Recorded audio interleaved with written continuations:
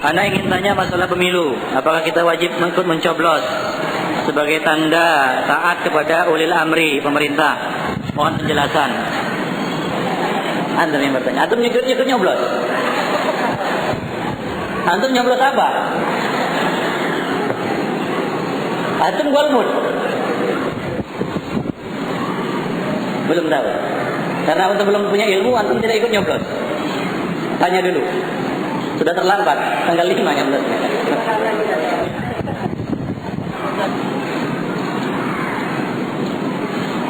Pertama, Rasulullah SAW menetapkan batasan taat kepada ulil amri. Ya, la ta'ata li makhluqin fi ma'siyatil khaliq. Tidak ada taat kepada makhluk jika itu perbuatan durhaka kepada Allah. Innamat ta'atu fil ma'ruf. Sungguhnya ketaatan itu adalah dalam perkara-perkara yang ma'ruf. Ya, perkara-perkara yang ma'ruf. Apa itu perkara yang ma'ruf? Perkara yang baik. Perkara yang baik adalah perkara yang dianggap baik oleh syariat, bukan oleh akal dan perasaan manusia. Paham? Dalam perkara-perkara yang mungkar, yang tidak diridai Allah dan Rasulnya, tidak wajib taat, kecuali hal-hal darurat yang menyangkut masalah nyawa. Kalau nggak coblos, ditembak di tempat. Itu lain cerita. Saya tanya dulu kepada yang bertanya. Kalau nggak nyoblos, ditembak di tempat, dimasukkan penjara? Enggak. Demokrasi itu dari mana? Apakah ada dalam Islam demokrasi? Tidak ada. Dari katanya saja itu jelas bukan Islami. Kratos, kan begitu, bahasa Yunani. Tidak dikenal dalam Islam. Tidak ada dalam Islam kamus demokrasi. Kalau itu tidak ada dalam Islam, artinya apa? Hah? Itu tidak ma'ruf. Bolehkah taat dalam perkara yang tidak ma'ruf? Tidak. Saya katakan, salafiyin bukan golput. Salafiyin tidak boleh golput.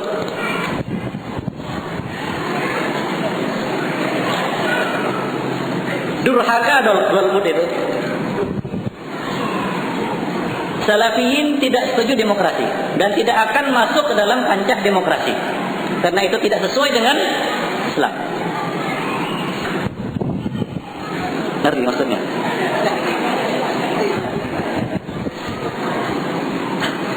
Mungkin butuh kesimpulan. Antum orang terpelajar, mampu mencerna kata-kata ini. Paham?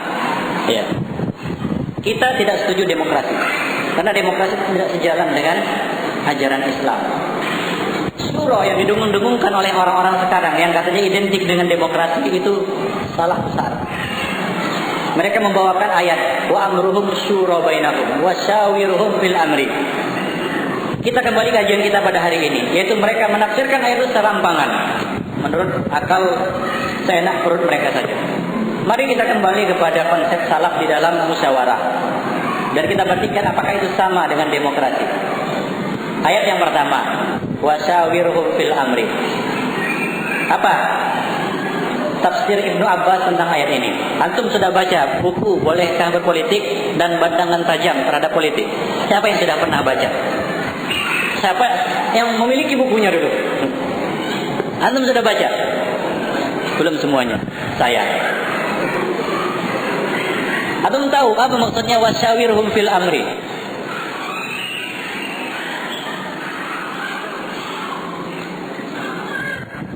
Itu tafsir siapa itu? Tafsir riwayat siapa itu? Hah? Nama antum siapa? Oh, berarti itu tafsir riwayat Abdul Muiz.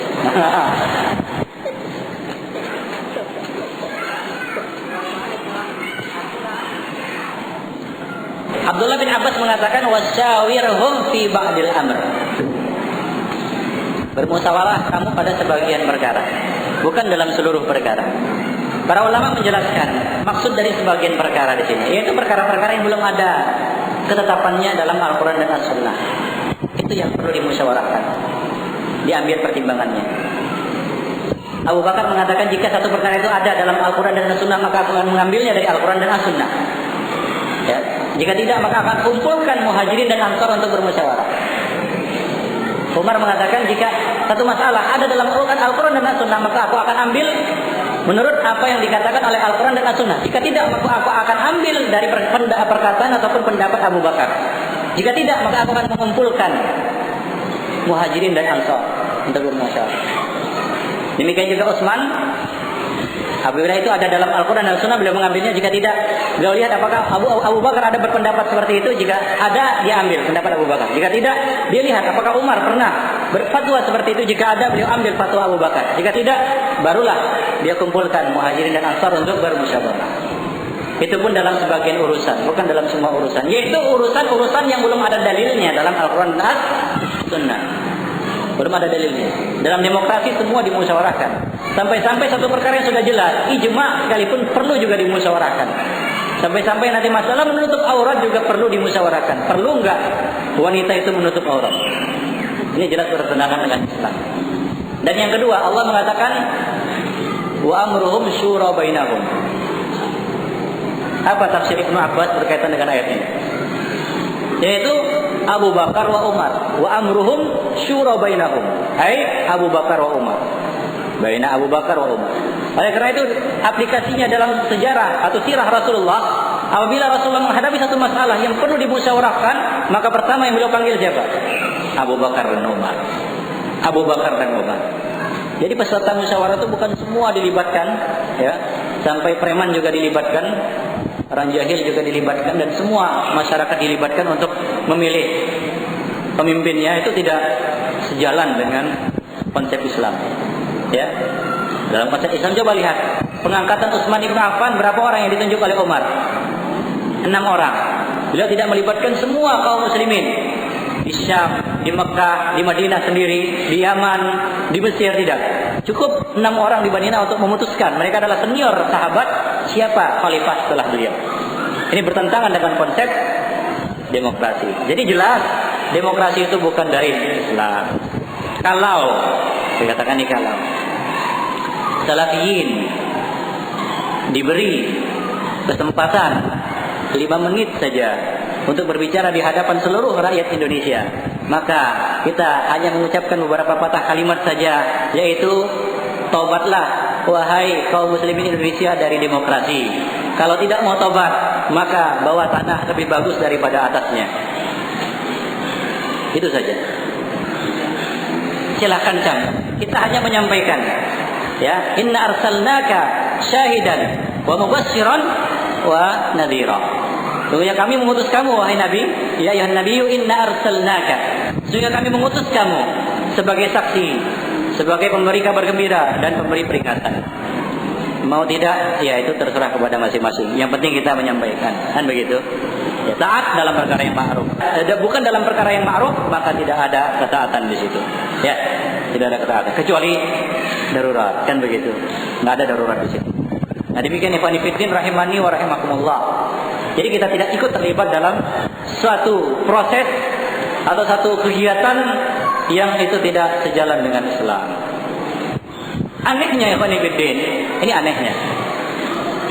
Kita Salafiyin kalau sudah terpilih ya pemimpin, maka kita adalah orang yang paling taat kepada pemimpin dalam perkara yang ma'ruf. Lampu merah jangan dilanggar, kan begitu ya. Hal-hal yang ma'ruf yang berkaitan dengan peraturan negara itu kita harus taati. Ya, siapapun yang diangkat jadi pemimpin nanti, ya. Salafiyin adalah orang-orang yang paling taat kepada pemimpinnya. Justru sebaliknya, mereka yang mengangkat pemimpin itu justru yang melanggar, bahkan nanti dia turun ke jalan, dia caci maki orang yang dia pilih sendiri. Masuk akal nggak itu? Salafiyin nggak pernah itu ya. Ya, mencaci maki presiden di hadapan umum itu tidak sejalan dengan manhaj salaf. Tidak boleh. Bahkan itu dalam manhaj khawarij. Nah, justru orang-orang yang memilih, yang mencoblos, yang mengangkat, dialah yang mencaci maki habis, melanggar peraturan, enggak genah, karuan, gimana lagi, kan begitu. Ini enggak masuk akal, ya, orang kita katakan enggak waras seperti itu ya. Ya, seperti lelucon yang mereka lakukan dahulu, yang namanya mengatasnamakan partai-partai Islam, Ya, mereka jegal Megawati dengan isu gender dan dan lain sebagainya. Mereka angkat Gus Dur ya dengan alasan ini adalah mudarat yang lebih sedikit. Lebih ringan ini mudaratnya Gus Dur ini daripada Megawati. Nah, ini kata mereka. Iya, payah kalau tukang becak berbicara tentang usul fikih. Kacau memang. Jahil bicara usul fikih. Nah, Gus Dur mereka anggap ini mudaratnya kecil. Maka diangkatlah rame-rame, kan begitu ya. Enggak sampai setahun atau setahun kurang lebih beberapa bulan, ternyata kaidah itu berubah 180 derajat. Ternyata Gus Dur mudaratnya lebih besar. Mudarat paling besar Gus Dur. Jadi terpaksa harus mereka sendiri yang menurunkannya rame-rame, kan gitu. Mereka naikkan Megawati, kan begitu. Yang dulu dianggap mudaratnya lebih besar. Nah, gitu. Ya, itu berkaitan dengan demokrasi, kan begitu. Jadi salafin tidak golput. Karena orang golput itu hanya orang yang tidak dapat kesempatan dan tidak puas, dan dia setuju dengan demokrasi itu. Cuma dia nggak dapat angin dan nggak dapat kesempatan saja, kan begitu ya. Ya, seperti itu. Jadi beda itu. Kita salafin bukan golput. Ya, kita menampil dikatakan golput. Kita tidak setuju dengan demokrasi, itu saja. Dan kita serukan kepada kaum muslimin Indonesia, ya tobatlah dari demokrasi itu. Ya, karena ini justru yang akan menghancurkan negara kita. Negara kita hancur. Allah murka. Alhamdulillah masih ada segelintir orang yang mungkin dengan segelintir orang ini Allah meringankan murkanya kepada bangsa Indonesia yang tidak terlibat kemungkaran skala nasional ini. Kemungkaran apa? Skala nasional ini. Mungkin dengan segelintir orang inilah Allah Subhanahu wa taala masih sayang kepada bangsa Indonesia. Antum tahu Nigeria? Ya, salah satu partai Islam mengangkat isu Nigeria. Tahu Nigeria? Ya? Apa itu Nigeria? Nigeria itu negaranya mayoritas lebih banyak kaum muslimin tapi presidennya Nasrani. Nah, coba lihat ke Nigeria. Kalau kita nggak ikut pemilu, kalau kita nggak ikut berdemokrasi dia, nanti kita seperti Nigeria. Kita katakan justru Nigeria itu dipimpin oleh seorang Nasrani karena melalui proses demokrasi. Ya, karena demokrasi itulah dia jadi presiden. Ya. Dan negara kita ini, kita berharap tidak seperti itu. Kalau tidak mau taubat juga, mungkin ya 20 atau 25 tahun lagi yang akan datang, mungkin kita nggak tahu bagaimana. Kalau masih seperti ini caranya, ya, cara demokrasi seperti ini masih dipertahankan. Ya tentu saja orang mana yang lebih banyak, orang baik atau orang jahat? Ya, kalau istilahnya atau kalau caranya atau kita katakan sistem yang dipakai one man one food, ya kalah yang baik. Karena jelas orang yang baik itu lebih sedikit daripada orang yang jahat. Jelas. Dan juga ini pelecehan. Demokrasi ala barat ini pelecehan terhadap orang pintar. Itu pelecehan itu. Gak tahu lah orang-orang pintar sekarang ini gak tahu dia dilecehkan. Dilecehkan dia itu. Kenapa dilecehkan mereka? Suara mereka, suara profesor satu sama dengan suara tukang becak. Kan sama satu. Bukan lantas dia profesor suaranya di 1000 kan enggak? Ya, suaranya tetap satu. Nah, suara profesor sama dengan suara tukang becak. Sama-sama satu suara. Suara perempuan sama dengan suara laki-laki. Padahal Allah mengatakan walaisa dzakaru kal unta. Laki-laki bukan perempuan. Akal perempuan setengah dari akal laki-laki. Kan begitu? Itu kata Nabi kita. Nah, apakah disamakan suara satu perempuan dengan suara satu laki-laki? Ini pelecehan kepada kaum laki-laki dan kepada orang-orang pintar. Orang yang setuju demokrasi berarti dia setuju dirinya dilecehkan, disamakan dengan orang yang bodoh, disamakan dengan kaum hawa yang lemah, kan begitu? Ya, benar enggak? Benar atau benar? Dah. Ada lagi yang bertanya? Terhadap politik itu dan bolehkah berpolitik? Ya, tulisan Abdul Malik Ar-Ramadhani. Dan sekarang saya tanya dulu, politik itu yang lebih luas daripada amar ma'ruf nahi munkar atau amar ma'ruf nahi munkar itu lebih luas daripada politik? Pak bisa jawab? Kalau antum katakan politik itu lebih luas daripada amar ma'ruf nahi munkar, berarti politik itu tidak perlu disentuh amar ma'ruf nahi munkar.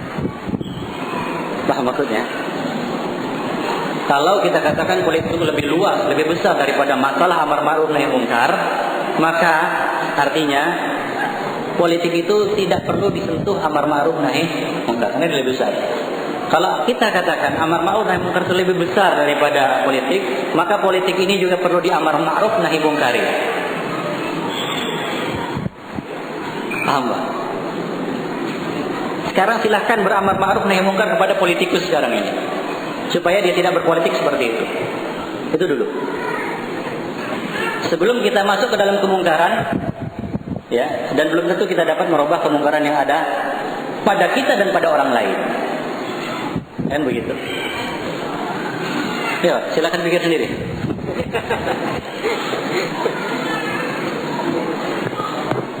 Apa politik itu nggak perlu diamar ma'ruf nahi munkar, ya Pak? Kalau kita masuk ke dalam politik sekarang ini, mungkar nggak? Katanya itu saja. Itu dulu robak. Maka para ulama mengatakan orang-orang yang masuk ke dalam gelanggang politik sekarang ini adalah orang-orang yang yataghayyarun qabla ayyughayyirun. Itu maksudnya. Orang-orang yang yataghayyarun qabla ayyughayyirun. Yaitu orang-orang yang berubah sebelum mereka berubah. Orang-orang yang berubah sebelum mereka merubah. Mungkar dulu baru bisa amar ma'ruf nahi munkar. Itu nggak bisa itu. Itu secara logika akal sehat nggak akan masuk itu Pak. Nggak akan diterima logika akal sehat itu. Dan coba buktikan, mana buktinya orang-orang yang sudah masuk itu bisa amar ma'ruf nahi munkar? Nggak bisa. Ya sebab bukan itu caranya amar ma'ruf nahi munkar. Ya. Nah demikian. Nasihat. Kewajiban itu adalah nasihat, bukan berpura-pura. Tahu nasihat? Katakan kepada mereka, kepada kibling, kepada ini tidak Islami Pak. Ini Allah bisa murka Pak. Murka Allah kalau menimpa kita, bangsa Indonesia, bukan hanya orang jahat saja yang kena, orang baik-baik juga bisa kena Pak. Nasihat itu. Beda kalau kondisinya darurat seperti yang saya katakan tadi. Ya, tahu darurat? Ya, kalau nggak nyoblos, ya tembak di tempat, gor di tempat, nah itu lain cerita. Atau diancam membahayakan keselamatan jiwa. Nah itu lain cerita. Saya kira kita katakan konsep demokrasi itu sendiri tidak membolehkan seperti itu, kan begitu? Mereka ada konsep apa? Luber katanya, bebas, kan begitu? Ya, nggak ada yang mau menggugat. Di Amerika sendiri, ya negaranya demokrasi katanya, sumbernya demokrasi katanya. Iya banyak juga golput. 40% dari 40% rakyat Amerika itu justru nggak tahu menahu dia dengan pemilihan itu ya. Nggak ada juga yang mempersoalkannya. Ya.